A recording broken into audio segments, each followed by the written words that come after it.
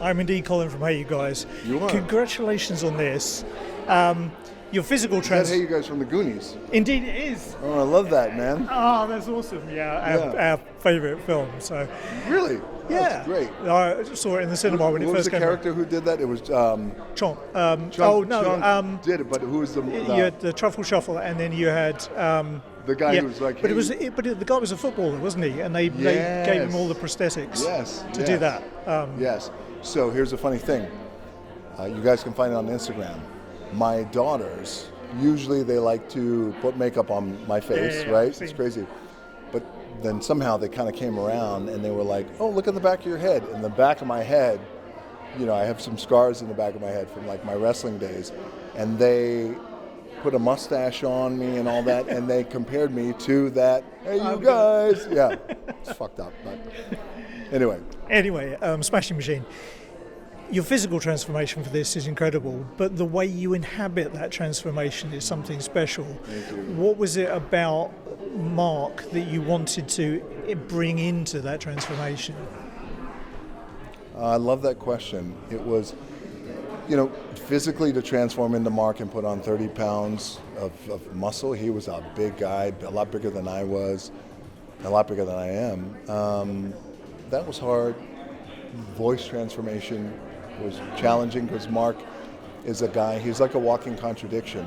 He was at one time the greatest fighter on the planet as a heavyweight, UFC heavyweight champion, but he speaks from here up very soft, very tender, very empathetic. But then the thing that I wanted most was to bring Mark's humanity, because he is really a beautiful man. And when I say he's a walking contradiction, the guy can just demolish anyone. But when he did demolish people, he checked up on them. He wanted to make sure they were okay in the ring and in the cage. Even back in the locker room, he would go to their locker room. Hey, how are you? Are you okay? I'm so sorry. Just a beautiful man. But also, and the reason why I say humanity is because we don't know what it's like to be the greatest fighter on the planet. We don't. That's just rare air, one of one. Mark Kerr, Mike Tyson at one time, right? Muhammad Ali. But we all know what it's like to feel pressure to deliver, and the pressure of what happens when you fail, and how you deal with that failure. And in Mark's case, it became too much, and then he became addicted. He was addicted to a lot of things, including drugs. He overdosed twice. He's lucky to be alive. But he's also the shining example of what happens when you hold on to faith and you get sober and you look around at your kid and your life and the love of your life, and you go, you know what, I have much more to live for than fighting. Fighting becomes the thing that is there, and I love it, but what life is all about is the people around me. That's Mark. And just quickly, there's while it's a film about the UFC and fighting, it is a story, as you say, about humanity. But it seems to be an element in which it's a tribute to everybody who's ever stepped in the ring. Did you discover things about your achievements and your tribulations through this process that you've taken away from it? Oh man, yeah, that I was very lucky. I was very lucky and very grateful. And I'll tell you why. Did I work hard? Yeah.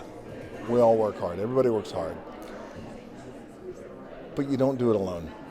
And even though you go out there and it's your name that's called, and your name is the one that's maybe in the marquee if you're lucky, and in the main event if you're lucky, there are so many people who are unsung, who no one sees.